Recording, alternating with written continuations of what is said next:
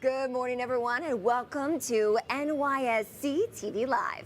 I'm Kristen Scholler, broadcasting to you from the New York Stock Exchange in our studio perched above the iconic trading floor. Well, over the course of the next hour, we're going to give you everything that you need to know about markets, how they're moving, and what it means for you. We'll also get a gauge on the consumer as back-to-school shopping wraps up, and we'll see what's moving merchandise in the sports apparel industry. That is because Foot Locker, as you see behind me, trades here on the New York Stock Exchange under the ticker symbol FL. They're going to ring the opening bell this morning to celebrate the company's 50th anniversary of founding. And the chief executive, Dillon, is going to join me live on the floor just after the stock market opens to talk about what the retailer has planned with the NFL season kicking off tonight and the NBA season not too far away. Well, Dillon noted that these seasonal trends when the company reports its quarterly earnings last week. And in a statement, Dillon said, quote, "The lace-up plan is working, as evidenced by our return to positive total and comparable sales growth, as well as gross margin expansion in the second quarter. Our top line trends strengthened as we moved through the quarter, including a solid start to back to school," end quote. Well, Foot Locker unveiled its lace-up plan last year. That's a strategic roadmap that includes a relaunch of the brand and reshaping its physical footprint.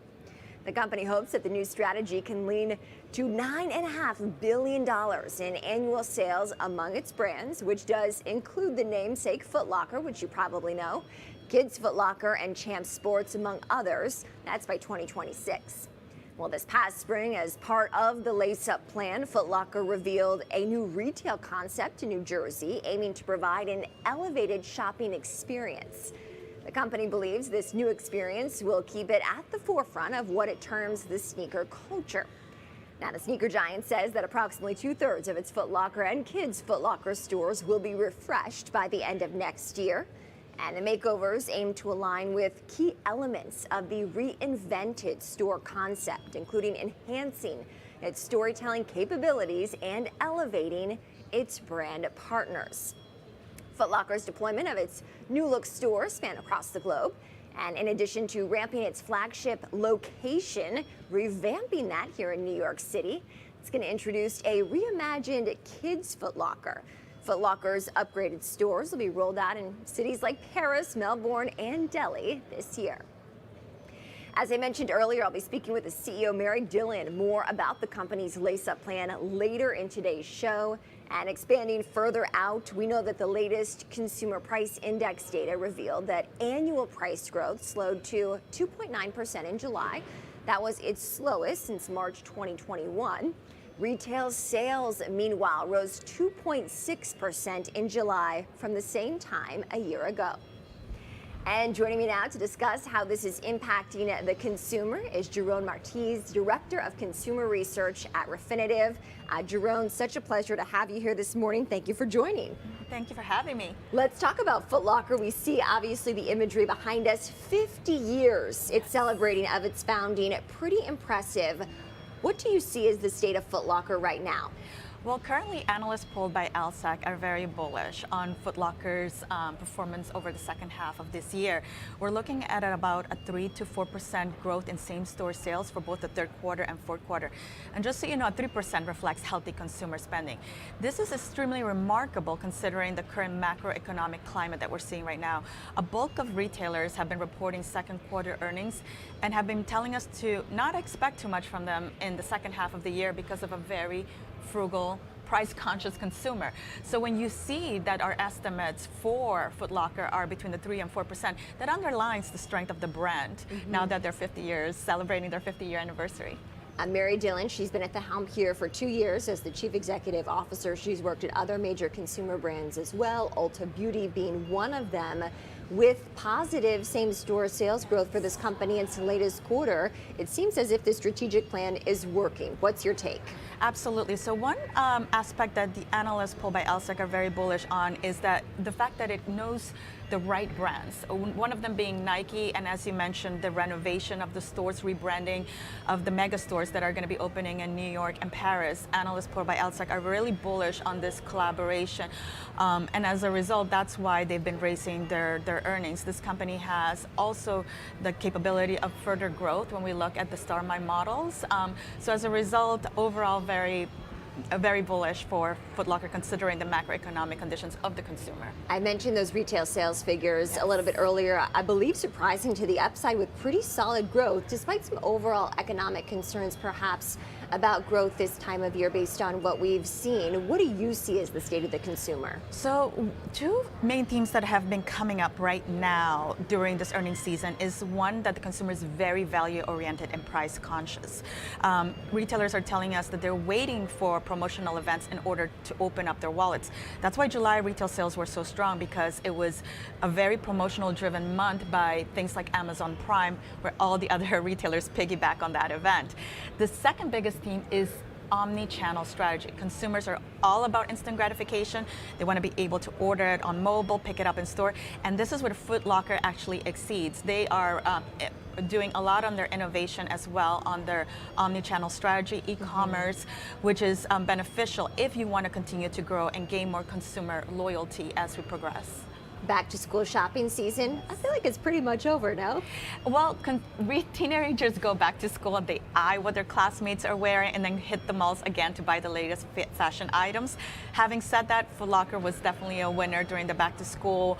Value proposition was key during the back to school, so we saw that Walmart, Target, and even Old Navy were some of the winners. And then those teenagers that are very fickle and really want to be fashion trendy definitely helped the sales at Abercrombie & Fitch. Abercrombie & Fitch, Jerome, stick with me because we're going to have remarks from, of course, our president, Lynn Martin, here at the New York Stock Exchange, but also hear from Foot Locker CEO Mary Dillon as well before she rings the bell and joins me live on the floor. So we'll get an exclusive look inside the boardroom, and then Jerome, maybe you can stick around and give us some commentary, your retail insight on the other side of this. As we await those remarks in the boardroom, we're going to hear from Mary Dillon. I mentioned she's been at the helm for 2 years now.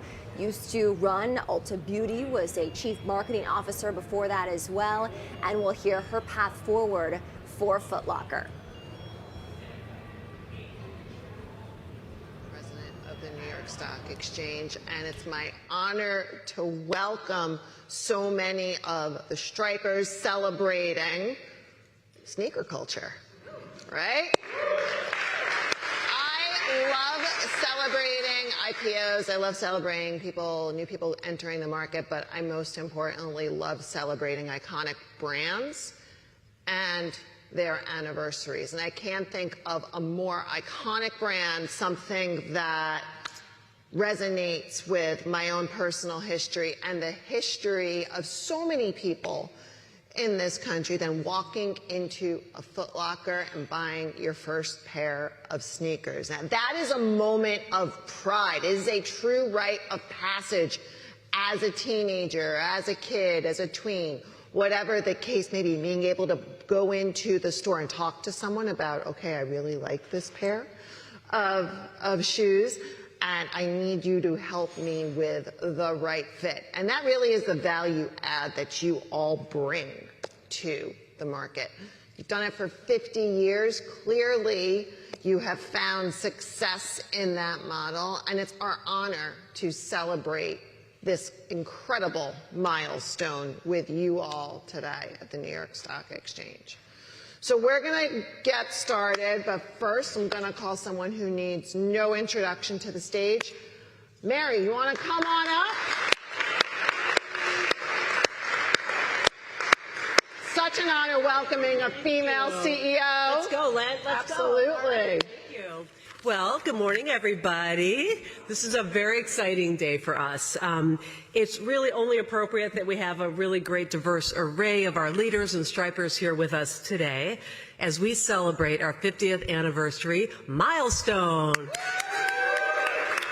So I just want to say to our truly exceptional team, our beloved stripers, I just want to extend a heartfelt thank you for everything you guys have done. 5 decades long history of showing the world the heart of sneakers. So each and every one of you guys, and including the thousands and thousands not here in the room with us today, have been truly integral to our success.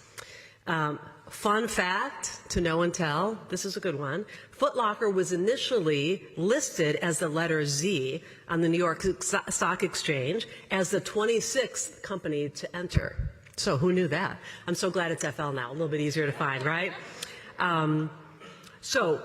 Listen, we come from modest beginnings, but we've continued to evolve, and we are truly a preeminent global destination for all things sneakers. And we have not followed anybody's path, but we've really paved it each and every day. As we like to say, we are unlocking the inner sneakerhead in everyone. So over 5 decades, Foot Locker has pushed boundaries, set sneaker trends. We've connected consumers with millions and millions of pairs of sneakers, and we fundamentally have changed how people shop for sneakers.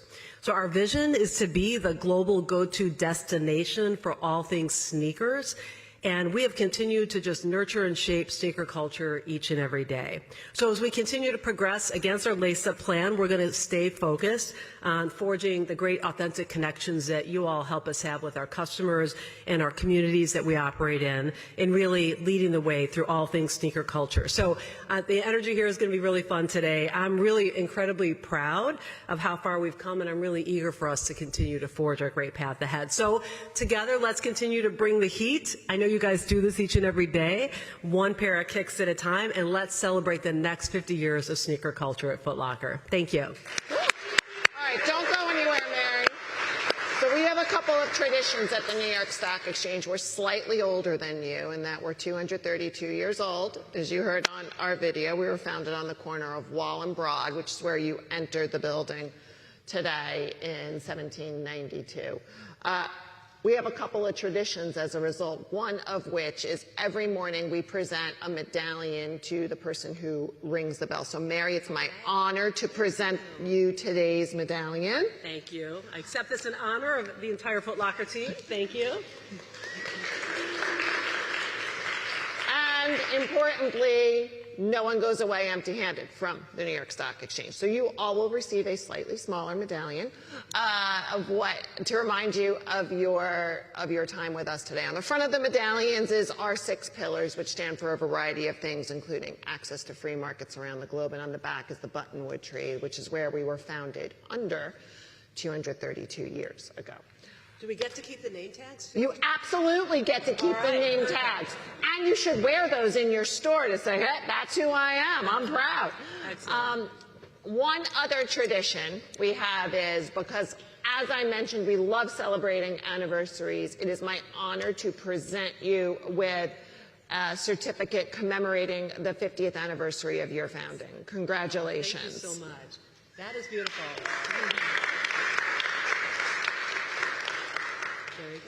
Thank you. All right, great. Are you all ready to do this? Now, I know you guys can bring the energy to the bell. Do I have that right? Yeah. All right. So I'm going to turn it back to our web hosts, who are going to guide those of us joining online through the rest of the day. All right, thanks to Lynn Martin there, of course, joining us from the boardroom, an exclusive look that we're able to provide here at the New York Stock Exchange, and those remarks from CEO Mary Dillon. Jerome, you've got such a unique perspective in terms of the analyst coverage that you're able to see on this company, Foot Locker, and many other retailers. Dillon, of course, talking about sneaker culture, and as anyone who's living life, it feels like that is so palpable these days. What do you think? Absolutely, and also with the growth of social media and all the new television shows that are surrounding the sneaker culture has definitely made a push for it to move forward. But also, what is very key are the sports events, especially for this year, 2024. We saw that it was a year with Olympics, the World Cup, that definitely pushed those sales even further. Not only just at Foot Locker, but even other sporting retailers that benefited by association, like we saw Dick's Sporting Goods reporting yesterday. And so what we're seeing is that in general, in a time when the consumer is being very frugal, thinking twice about spending those discretionary, buying those discretionary items, they are still sticking to these items, this athletic wear, because the consumer doesn't just want to feel healthy, but they also want to look good. This is especially a big trend that we're seeing with sneaker culture and also a push after COVID. It seems as if it's almost an investment by some people investing in the sneaker market. Absolutely. In the second-hand market, we're also seeing that it's almost like a Chanel purse. These items grow in value over years and then become collectible items. So absolutely, the sneaker culture has not just begun, but it has so much to grow still. Okay, so we discussed back to school, still kind of in the later innings of that. And it seems like October 1st, it's going to be here before we know it, just a few weeks away. In some ways, these past few years, almost the unofficial start of the holiday season. Is that the expectation this year as well? Absolutely. So Amazon still has not mentioned if they're going to have a Prime Day in October, but that tends to help those sales of the holiday season. It kind of kicks it off. And then, of course, all of the other retailers piggy up on the event. Now, having said that, one trend that we're seeing is that if that were to happen in October, we're going to see a lot of merchandise on sale, especially for the holiday season.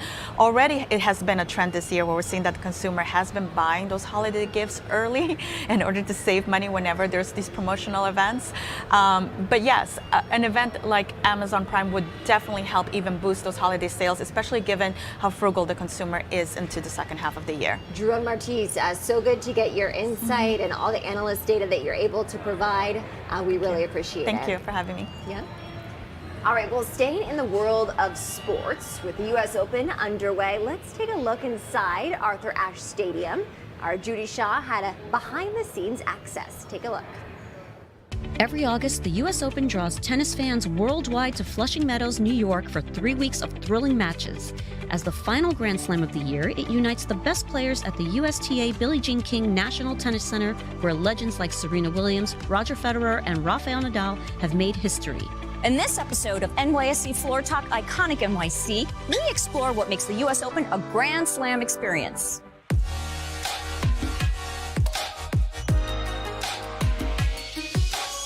The U.S. Open every year really is the culmination of the tennis season, certainly the peak of the tennis season, and have the whole world fixated on New York and all the great athletes, men and women that come through to participate here.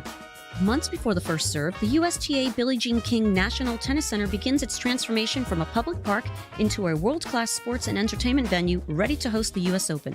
Believe it or not, but over the next 3 weeks, when we welcome more than 1 million fans, the other 49 weeks of the year, we are a public tennis facility. So we have 70 plus high schools and colleges that play all their matches here. We run programs from 6 a.m. to midnight, 11 months a year, except for Christmas and Thanksgiving Day. And we do a handful of special events, a lot of college graduations. AEW Wrestling comes in here for Big Fight 2 weeks after the U.S. Open completes. So there's always activity here. And of course, the day after the Open, we're already behind schedule for building for next year's Open. The U.S. Open is a 3-week event that kicks off with Fan Week. If you can't make it for the main event, head to Arthur Ashe Stadium during Fan Week, where the excitement starts early and everyone can dive into the U.S. Open atmosphere. Fan Week is an unbelievable, interactive, fun-filled festival. What's so exciting is that it used to be the best kept secret in tennis, and now it's no longer a secret. We've been seeing record crowds come out and experience the sites. Sponsorships are the backbone of the U.S. Open, with major partners like JP Morgan, Chase, Amex, and Emirates playing a critical role in the event's success. They are our partners, and I call them partners deliberately because they are more than just a sponsor to us. They truly are with the U.S. Open for everything that we offer as a platform and how they can contribute to what we do for our fans and for the success of the USTA. With legends like Roger Federer, Serena Williams, Andy Murray, and now possibly Rafael Nadal having played their final U.S. Open, a new generation of talent is stepping into the spotlight. The champions of tomorrow stand on the shoulders of the last generation. I can tell you, over the last 2 years, not only have Carlos Alcaraz, Jannik Sinner, Coco Gauff, Ariana Sabalenka, Iga Swiatek, they have jumped off the shoulders of the previous generation. The quality of tennis is off the charts, and it shows in our record revenues, attendance, and viewers. The importance of equality in the tournament continues to play an important role in the U.S. Open, which celebrated its 50th anniversary of equal pay in 2023. It is the fabric of the USTA. And we're so fortunate to have Billie Jean King as our champion of equality back in 1972, when she went to the press and said, I'm not coming back unless we're paid equal prize money in 1973. It's not really about the money. It's about the message that every little girl and every little boy is equal. They train as hard, they work as hard, and it just sends a real positive message that our sport is inclusive and it's equal, and everything we do for the athletes is equal. The U.S. Open is more than just a premier sporting event. It's a catalyst for the growth of tennis across the United States, with the revenue it generates playing a crucial role in driving that expansion. Where does the revenue from the U.S. Open go? So the revenue primarily goes to two places. One is to continue to support the U.S. Open, the infrastructure. We actually have a 20-year plan to improve the facilities here. So always making certain that the U.S. Open is one of the most spectacular sporting events in the world. But really importantly, the net revenue goes to support tennis at the community level. And we do that through our 17 geographical sections. So we're improving the infrastructure. The majority of tennis in our country, 57%, is played on public parks. And so we can enhance the public park infrastructure, make certain that the directors are in place, the programs are in place. We would love tennis to be the most popular sport in the country and in the world. And part of that is just getting the word out of how great this sport is, that it can be played at any age, any ability. It's the sport of a lifetime, and it is the healthiest sport on the planet. And that's it for NYSE Floor Talk Iconic NYC. See you at the U.S. Open. Our thanks there again to Judy Shaw for a great look inside Arthur Ashe Stadium. And sticking with sports, we know Foot Locker is looking to distinguish itself from the competition with both its store revamps and its product offerings. So I do want to send things over to my colleague down on the floor of the Stock Exchange, Trinity Chavez, with more. Trinity. Thanks, Kristen. Yeah, joining me now is Jessica Ramirez. She is the Senior Research Analyst at Jane Halley & Associates. Good morning. It's great to have you on the show this morning. Thank you for having me. Yeah, absolutely. So let's talk more about Foot Locker, right? They are transitioning very much so into basically the landscape and really refreshing their brand. So what do you think they need to do to be successful long term?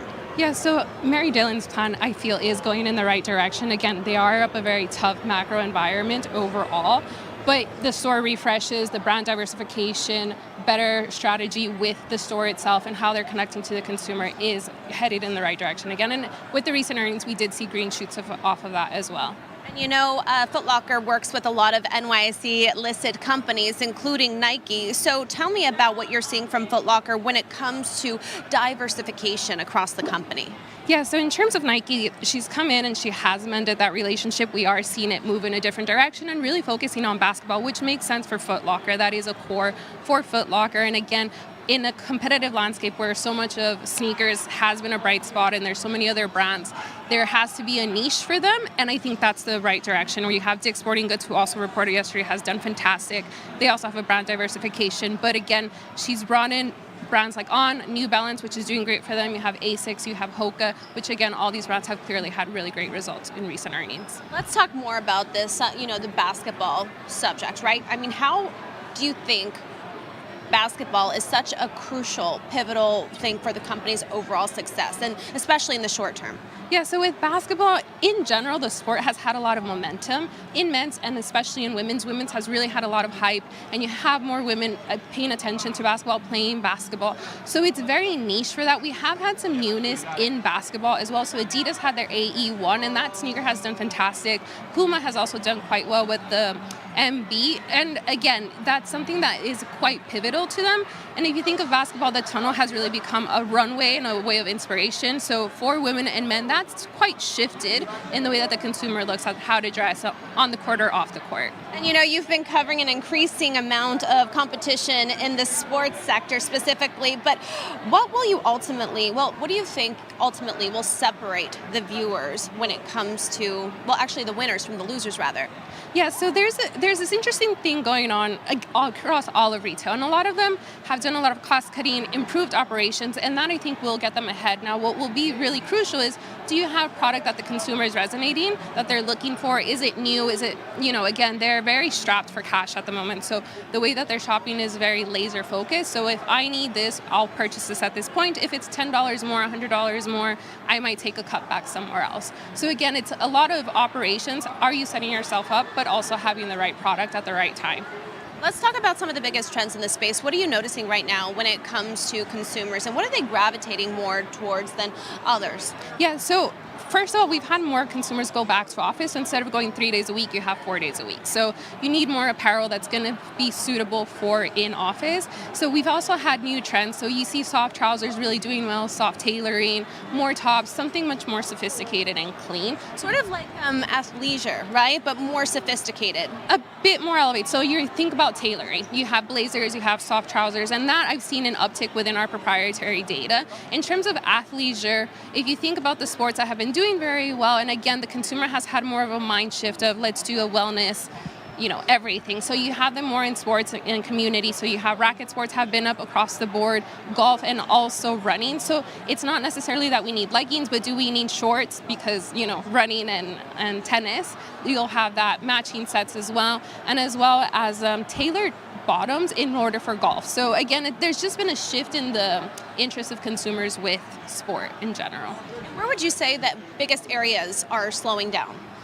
I would say definitely leggings in terms of categories. Also in terms of other categories, I would say very casual. Again, everything is a little bit more loose, a little bit wider silhouette. Again, across the board. If we're talking about active or if we're talking about everyday, back to work, everything is a much more quieter silhouette. So also think muted tones, think very core items. That's been key. Everything else, if it's loud, if it's very thin, it's definitely something that's come out. Now we have about 60 seconds left, but I want to talk to you some about the trends. Today was the first day of back to school here in New York City, and what are you noticing right now as kids are returning to school? What were some of the biggest trends this fall?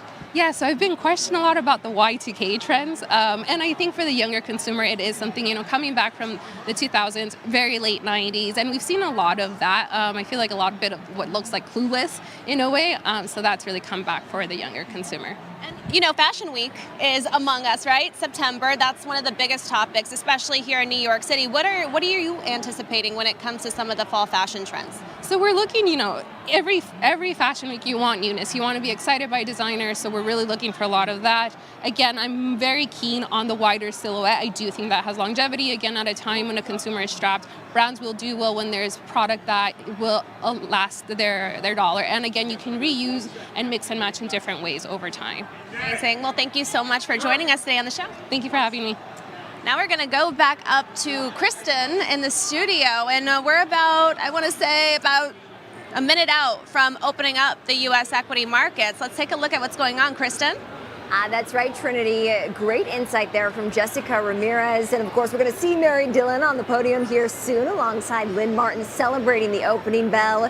Looks like Foot Locker is going to get a fractional boost at the open. We'll see how that goes. But of course, investors have a lot to digest, a lot of economic data.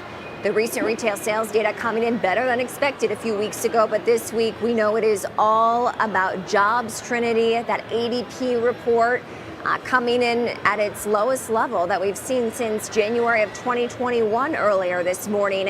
And so I'm sure down on the trading floor, I'm going to join you soon. Traders talking a lot about the jobs report. What are you hearing? Yeah, actually, let's take a look right now at this crowd that's gathering behind me. Look, the traders right now are getting ready to open up the markets. They're talking about what to anticipate today. Right now, it looks like we're not seeing a lot of action right now on the floor, but I do want to point out that there's about 100 to 200 traders right now that are getting ready to open up the markets, placing in the orders that have come in overnight as we get ready to watch Foot Locker ring that opening bell. Now let's take a walk over here. As you can see, there's hundreds of people on the floor right now getting ready to open up the markets, and the crowd is starting to cheer. Let's take a few shots of this crowd right here. There's Lynn Martin right now with the executive team of Foot Locker. All eyes are going to be on them when they ring that opening bell, opening up the global financial markets. In fact, why don't we tune into that? We'll be right back.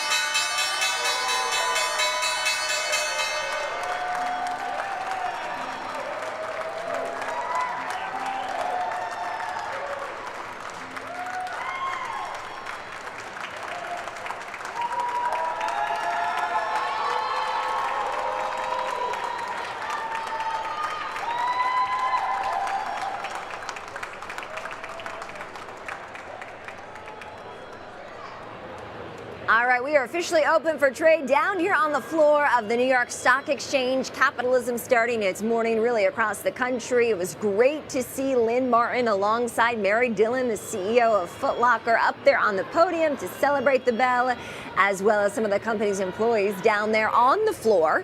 We will have plenty more to cover when it comes to Foot Locker, including my interview with Dillon and the consumer. But for Americans looking to own a home, in other consumer news, our parent company, Intercontinental Exchange, did release its latest September mortgage monitor earlier this week. And Andy Walden, the Vice President of Enterprise Strategy at Intercontinental Exchange, told me that the needle is trending in the right direction when it comes to home affordability. Here's how ICE Mortgage is using data science to change the game. If we focus on the mortgage market and follow the life of a loan from origination right through its pricing in the capital markets, our data science capabilities can provide a deep level of insight and analysis to a variety of stakeholders. At ICE, we have extensive data sets, especially around three pillars: the property, the mortgage, and mortgage performance. This trifecta of data and its history is a bit of a data scientist's holy grail.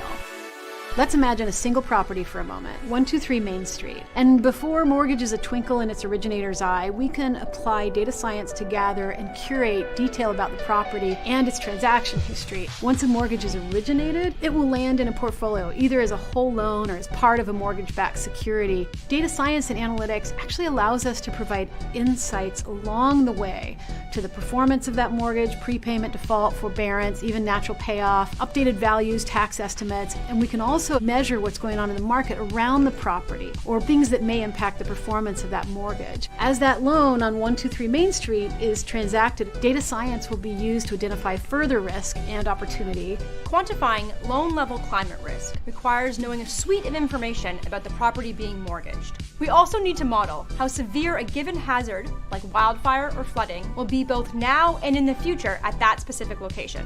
Bringing all of this data together to quantify loan-level climate risk requires using data science tools to spatially join data sets of different resolutions, address data incompleteness, and build models to infer asset-level risk. The Sustainable Finance team has computed loan-level energy usage, energy bills, and carbon emissions, a statistic that helps us assess the affordability of a property over the duration of a loan. The secondary markets are a way for originators to clear loans off their balance sheet. This means that they can take more risk and help more borrowers. That loan that we scored and got performance information about, it would likely end up hedged using a rate lock future on one of the ICE exchanges, and it's probably going to end up in a loan forward vehicle called a TBA. As this loan goes through its life, these models for projecting prepayment and defaults become key in figuring out how the loan will perform on the forward. More investment flows into funding mortgages and housing, which puts more families in homes and tends to be the most important asset many people will ever own.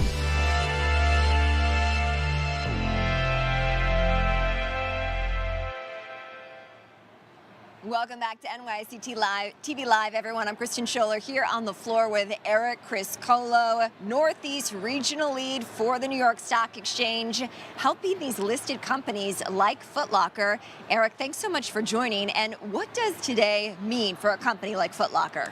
Thank you, Kristen. It's a pleasure being here.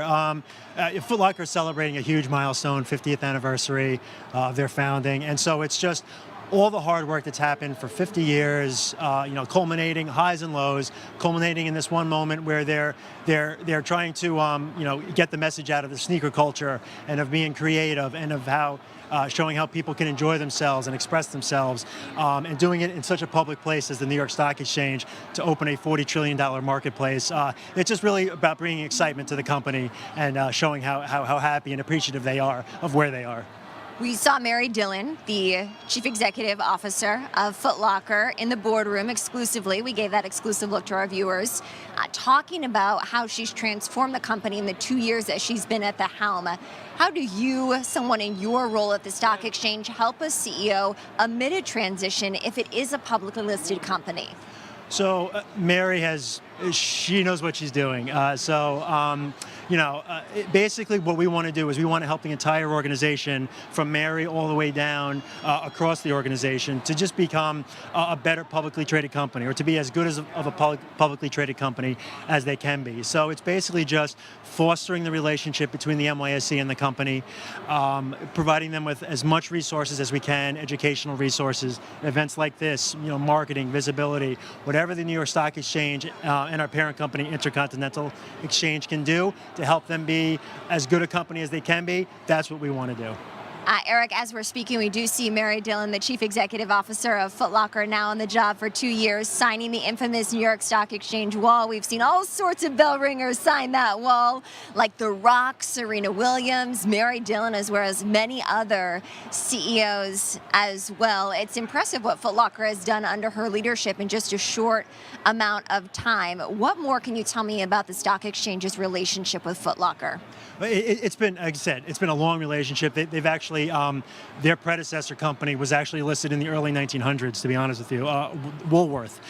So they go back a long way. But, Mary was here last year. She did an interview on CNBC. So she's been in the building. She got a tour of the building. And we were just having a conversation about what we can do going forward. They are such an iconic brand. There's so much that we can do together as far as visibility, as far as when they roll out, back to school programs and about all their new sneakers that they're bringing out to the public, and ways that they're helping the community. So I think just working with them more in the future to just increase that partnership that we have with them, and to increase the knowledge of the world about Foot Locker and what they bring. I think that's what we really want to concentrate on. These are the types of services, though, as you're talking about with Foot Locker, that the stock exchange does provide to the other listed companies, thousands of them out there. Yeah, no, this is available, depending on the company, what you're selling, who your customers are. There are so many things that we can help companies with and be a partner with to companies, whether it's visibility like this, whether it's information on trading, whether it's information on sustainability or interest rates or options. We have such an incredible amount of knowledge here at the exchange that all these companies can tap into. We really just want to open up our books to them and be like, what do you need? How can we help? These are all the resources we can provide for you. Eric Criscolo joining me here on the floor of the New York Stock Exchange, our in-house expert. Eric, thank you. Thank you, Kristen. Pleasure. All right, let's take a look here at the floor, if we can, to see the action that's ensuing. We are moments away from Foot Locker CEO Mary Dillon. She's going to join me live right here on the floor of the Stock Exchange. But first, a quick message from the Stock Exchange. Let's take a look. Together, we built something truly beautiful in the true iconic notion of what America is all about. This is our task, this is our mission. We have a clear focus and we have the ability to be agile and innovate. It takes years of dedication to get us to this milestone. It is all because of you. Never doubt that a small group of thoughtful, committed citizens can change the world. It is the only thing that ever has.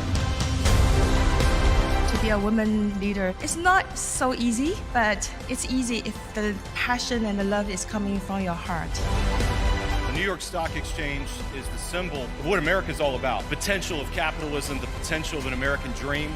The only way you can move a society forward is a true expression of freedom.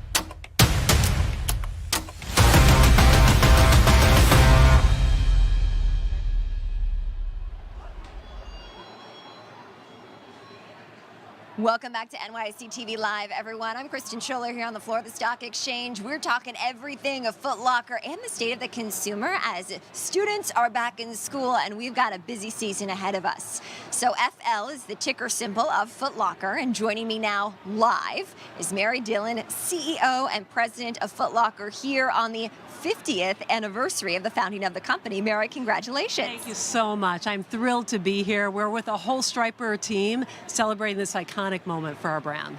It truly is iconic, and you've been at the helm of this company for 2 years. For our viewers watching at home and online, what does Foot Locker look like under your leadership? Well, listen, we are iconic in the world of sneaker culture. It's our 50th anniversary, and we're known for bringing sneaker culture, sneaker heat around the world. And really, the heart and soul of our company is our Stripers. You know, when you go in our stores and you see our young people wearing their striped shirts, they are experts. They know the category. They know sneakers, and our customers love it. Right now, we're executing something we call the Lace-Up Plan, which is our plan to set ourselves up for the next 50 years of success and growth. We heard a bit about that Lace-Up Plan exclusively in the boardroom earlier. I know under your helm, it's been about 2 years now, Foot Locker reporting its first quarter of comparable same-store sales growth in the latest period. Congratulations on that. What was behind that growth? Yes, you know, we came out of the second quarter at the beginning of back to school and continuing into back to school with real strength. And we're seeing as our customer is coming out and spending at peak periods for products that they're excited about. And when we have great products in front of them at the right time and with a great store experience, a great digital experience, and of course the service of our Stripers, you know, we're really meeting customer needs. So we had a positive comp growth globally for the first time in many quarters. I'm very proud of that. So our Lace-Up Plan is working. And do you think that growth can continue, and at what pace? Well, that's our plan, is to continue to grow. We expect that this will continue as we roll out more of the initiatives that are really working for us. We have a brand new loyalty program. I encourage everybody to look into FLX if they haven't yet.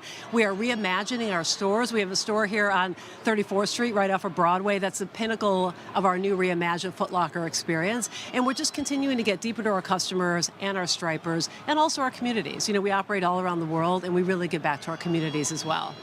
I know the company recently announced that it's moving its headquarters from New York to Florida. Does that change the shopper experience at all? Not at all. You know, listen, we have a center of gravity already in St. Pete, Florida for years. One of our banners is Champs, and Champs was founded there in Florida. So we have lots of team members there already. We're going to maintain a presence in New York to stay connected to sneaker culture and all things sneakers. But, you know, we operate globally, and the experience that people get with Foot Locker around the world it's pretty awesome right now. It'll continue to be. I know you mentioned earlier the expertise that should bring people to the store, and the Stripers in particular. I think it was some of those Stripers that we saw celebrating the opening bell here. Is that right? Yes, this is one of the things I love about retail. I love about Foot Locker. We have 45,000 employees around the world. In our case, most of our employees are young, diverse people starting their careers, and we create jobs. We create careers. And so for me, that's one of the most critical parts of setting ourselves up for the next 50 years of growth, is continuing to enjoy our Stripers and help them build their lives. I want to talk more about sneaker culture, because we have seen the popularity of sneakers, even as investments, grow dramatically in the past few years. And we do see an estimate that market is expected to surpass $100 billion by 2030. How is Foot Locker capitalizing on that? Yeah, well, I can tell you for one, I am not going back to wearing heels. I think once people start to realize that they can wear sneakers for all occasions, not just sports, not just fitness, but for fashion, we are doing something we call expand sneaker culture and inviting in. We've got many more women shopping with us today than we ever had before. We've got people of all ages all around the world. So I really believe that sneakers are going to be a category that's just going to continue to grow, and we're here to really drive that growth. What are your takeaways from the back-to-school shopping season so far? Yeah, so far, so good for us. You know, every customer, every category is different. But people are under pressure. Their household budgets have been strained for a long time now, whether it's rents, whether it's interest rates, right, inflation at the grocery store. In the case of sneakers, this is a category that our customers prioritize. So whether it's a mom buying the kids back-to-school sneakers or for yourself, this is something that people are coming out and buying who've got the right products at the right time. The NFL season kicking off, the NBA season not too far away. Does that impact business? Well, listen, we're a proud sponsor of the NBA, and we've actually just launched a program this year called The Clinic in conjunction with Nike and Jordan Brand that's all about bringing the NBA to the community level and creating tens of thousands of new hoopers around the world. So for us, basketball is really one of our key sharp advantages, and we are all things basketball. In fact, our new store at 34th and many of the others are going to have something called a home court, which is bringing together the best of basketball. Okay, I like that, making an experience. And my final question, Mary, of course, is about the holidays, because that's such an important time for retailers. And we've seen over the course of the past few years that holiday start date getting pushed earlier and earlier by some measures now, October 1st. How is Foot Locker preparing for the holidays? Yeah, you know, it's a big time for all of retail. It's very big for us. Sneakers are a great gift-giving idea, by the way, an affordable luxury, a fun thing to give to your friends and family. So we have got great plans in store that's going to bring the heart of sneakers to life throughout the holiday season, and I think we're going to continue to just win. All right, we'll be watching closely. Mary Dillon, CEO of Foot Locker, thank you so much. Thank you. Appreciate it. We appreciate it as well. That was Mary Dillon live down here on the floor of the Stock Exchange. And we know the New York Stock Exchange is no stranger to major happenings in the sports world, with Olympic medalists and championship teams visiting the exchange in recent months. It also played host to FanDuel's parent company Flutter's listing and its IPO. Let's take a look.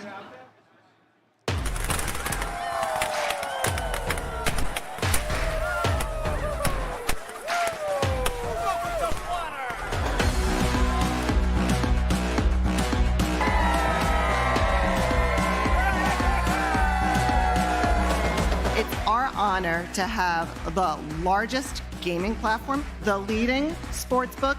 Now is the moment you get the global recognition that you all deserve.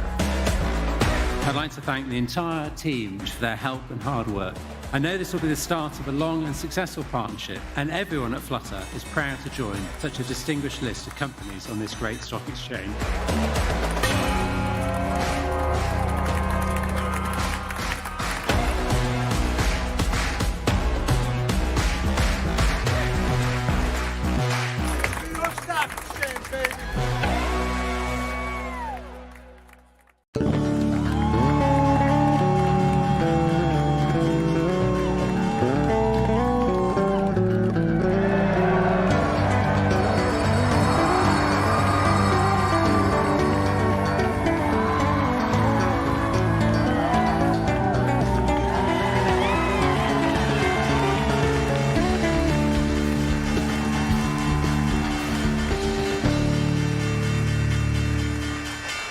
Welcome back, everyone, to our live show. We're down here on the floor of the Stock Exchange, and joining me now is Michael Rankin with everything that we need to know about this market on what's shaping up to be a busy morning here on the floor. Thank you for joining. Yeah, absolutely. Thanks for having me.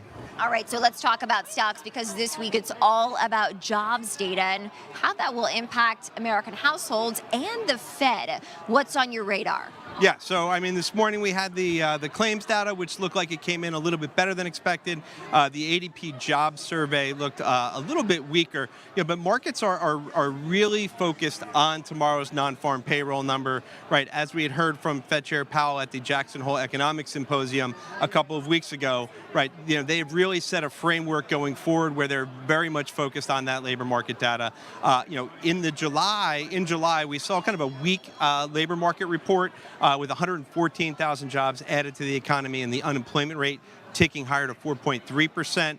There's some reason to believe that we could see, a little bit better of a report this month. There were some seasonal factors potentially at play, some weather factors, right? So estimates right now are for about 160,000 jobs to be added to the economy, and that unemployment rate to tick back down to 4.2%. And if you kind of rewind the clock, and while the month of August ended, pretty positively, we got off to a very, very negative start with that non-farm payrolls number, kind of really kicking off a little bit of a global growth scare, kind of earlier in the month. So there's going to be quite a bit of focus on that tomorrow. So summer's unofficially over, I think, which is a bummer, right, after the Labor Day holiday. But this has been the first week of September trade. Anything that we can take away from this week in terms of where stocks might be heading from here, and maybe how much conviction is behind the trade this week? Yeah, so September's reputation clearly preceded it, right?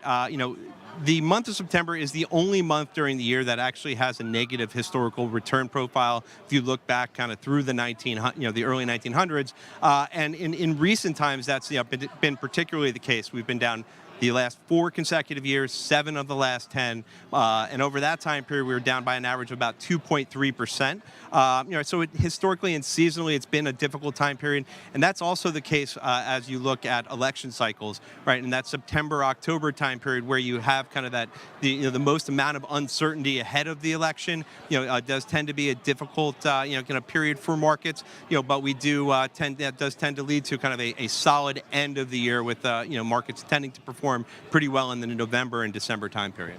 Michael Renking, Senior Market Strategist. We appreciate you joining here on the floor of the Stock Exchange. All right, see you soon. Thanks, Michael. See you soon. All right, we are going to be right back after a quick word from our parent company.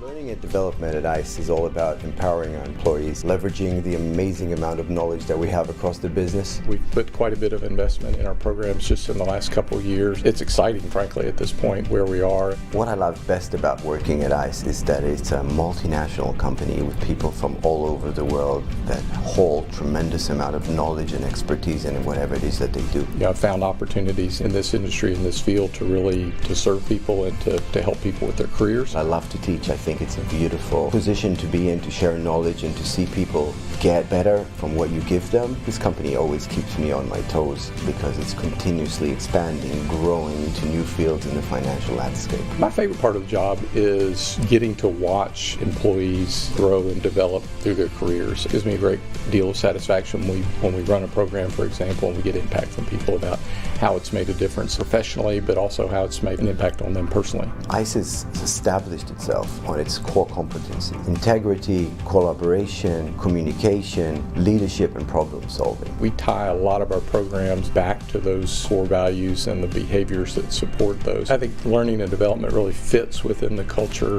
of ICE just by the nature of the organization. It is up to you to be vigilant, curious, inquisitive, ask questions. That will help you succeed in your role. The Stock Exchange's presence isn't limited to just the walls of this iconic institution, or New York City for that matter. Our Trinity Chavez spoke with Rob Kowalski, the head of product for Canva, at this year's Canva Create event in Los Angeles. Take a look. At Canva, our core product philosophy is really about making complex things simple, and we try to embed that throughout the entire product process. So every time we're exploring a new feature, every time we're sort of taking on board customer feedback, it's all about how we can really distill it into its simplest form and then surface that in the product for our community.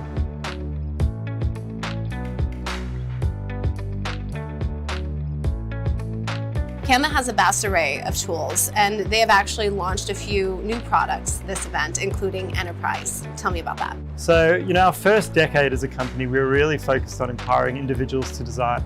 And what we found is that we've really been pulled into the enterprise. So today, our community exists with over 90% of Fortune 500 companies, and they're using it to create everything from presentations to videos to documents.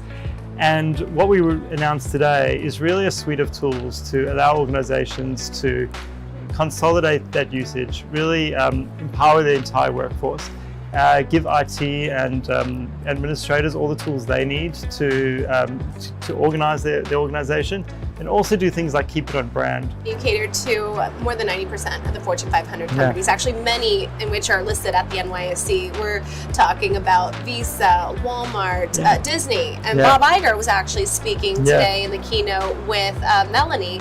So why don't you tell me about the significance in that? There's no better company that epitomizes the power of brand as Disney, and also the power of storytelling. So it's incredible having them as a partner and having Bob Iger share his insights. And I think it really shows what happens when you both empower your entire organization to be your voice, but give them the tools they need. Tell me about how you see AI and machine learning continuing to help Canva's platform evolve, and where you see the trajectory of the future of the business going. I think we really see AI as a creative partner in the design process. So, we still think there is a critical, and there will be an ongoing critical need for the human element, for human creativity in any design.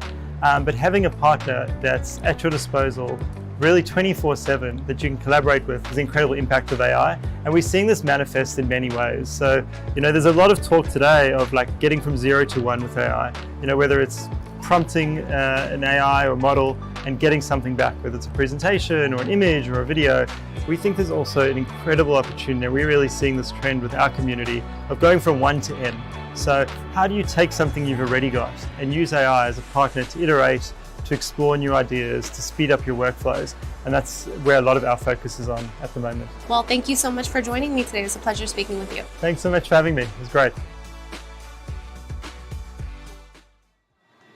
All right, Trinity Chavez with that report at Canva Create, and Trinity is close by right now with more. Trinity, what an event to be at, and what were your takeaways? No, I mean, it was such an incredible event to be there on the ground, Los Angeles, taking stock, my show taking stock to Los Angeles to cover one of the largest events that this company has seen. It was the first time that Canva Create hosted this event in Los Angeles. Every year it has been in Australia, and for the viewers who might not know, this was a company that was started by Melanie. As you heard, she started this. She's only 30 years old. She's a teacher in Australia. Her and her husband, Cliff, who is one of her partners in this, started this company because they said that creators should be able to create, and it should be simple. You shouldn't have to spend all this money, time, effort, and energy just to be able to create a simple website. So they really wanted to create a resource and a platform for users of all different ages, backgrounds, educational levels to simplify design and make a difference in the world, whether they were helping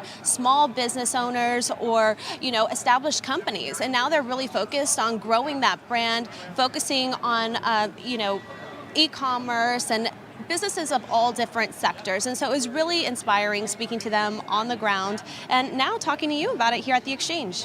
It's interesting to get your take, Trinity, specifically on some of these emerging technologies like artificial intelligence, a major growth area, and cybersecurity as well. Yeah. How are these storylines making their way into your reporting? Well, obviously AI, Gen AI, they're at the forefront of conversations around the world, especially here on Wall Street, which we cover a lot on Taking Stock. And so we talk to these companies that are specializing in this area because they're trying to figure out how to implement Gen AI and AI and also the implementation of cloud security, right? How are they going to integrate this into their business model? However, there's some challenges that go with that, especially as this technology is rapidly expanding as we speak. And so cybersecurity is at the forefront of those conversations as well. How do you go about regulating and getting ahead of these bad actors when it comes to the implementation of AI and Gen AI? So, I mean, it's a rapidly changing landscape. As you know, we're seeing new technologies hit the market every single day, and new AI for that matter. And so it's really interesting just to speak to all of these different industry leaders and innovators about it. And will we be seeing more on-the-ground reporting from you in the coming weeks? Well, we're taking the show, NYSE TV Live, and Taking Stock to Las Vegas in October. We're covering Money 2020 there. This is arguably one of the biggest and most influential gatherings of global ecosystems, including banks, financial systems, startups, really every single sector, retail. All of these industry leaders are going to be in one place, Money 2020. Tens of thousands of people go there every single year. But you know what? The viewers will have to tune in to find out more. But I think that's right. Thanks for watching, everyone. Have a good one. In life, I'm reminded that it's not about the destination. It is truly about the journey. My pleasure to greet you today from the center of the U.S. capital markets here at the New York Stock Exchange. I want to just take a minute and not just talk to the people that are in the room, but I want to speak to the rest of the team around the globe. These are people that made this happen, and I know that there is no way we would be here if it wasn't for you. Everyone at Flutter is proud to join such a distinguished list of companies on this great stock exchange. Not many people get to do something big in this world, and we get to do something truly special. This is such a wonderful place to both look back and look forward. Look how far we have come. I'm so optimistic about what lies ahead. It has been a privilege to be with you.